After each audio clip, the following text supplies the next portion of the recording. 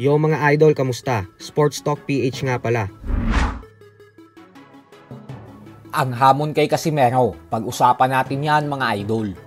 Ngunit bago ang lahat ay huwag kakalimutang mag-subscribe at i-click ang notification bell button for more sports talk.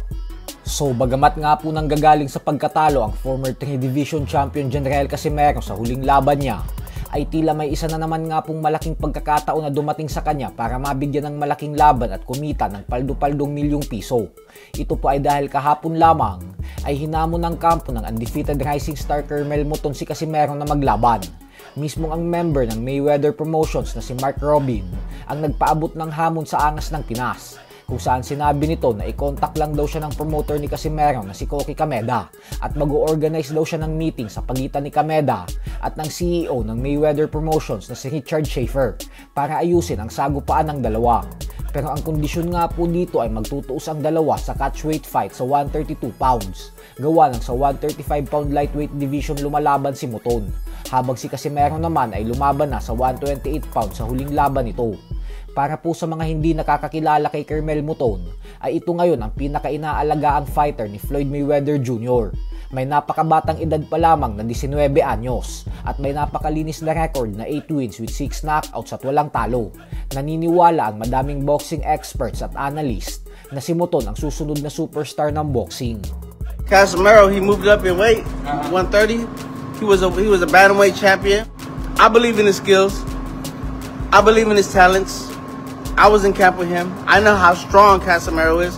Casimero is a tremendous fighter. He still has a possibility and potential to get back into the game, but you know, time is ticking. Since he moved up in weight, Casimero is very, very strong. Yeah, one punch, knock him out. Koki Kameda, yeah, come holla at me. Coordinate a meeting directly with Richard, and we could negotiate a fight with Casimero and Carmel. Richard Schaefer is the CEO of Mayweather Promotions. That'll be a good fight. Very, very interesting fight. That's a fight that that will sell tickets. Carmel's there to go toe to toe. They can go do it at catch weight at 132 since he fought at 130 already. Casimero fights Carmel, that'll put him back into the scene. Bright lights, everything. Koki Kameda, come holla at me. I'm Mark Robin.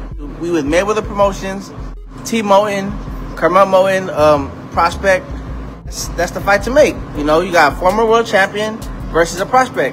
Sa kabilang banda naman mga idol ay nalalagay nga po ngayon sa alanganin ang bigating exhibition fight sa pagitan ng YouTuber boxer na si Jake Paul at ng current undefeated WBA lightweight champion Gervonta Tank Davis na siyang nakatakdang ganapin sa November 14. Ito po ay dahil nahaharap na naman sa panibagong problema si Davis matapos itong sampahan ng panibagong kaso ng kanyang dating kasintahan ng dahil sa di umano'y pambubugbog at kidnapping.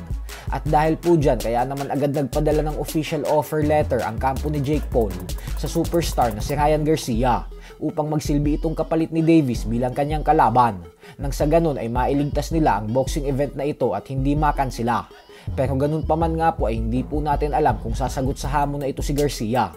Lalo pat kulang-kulang 2 linggo na lang ang natitira bago ganapin ang laban kung sakaling kumasa siya sa hamon na ito. So hanggang dito na lang po muna tayo mga idol.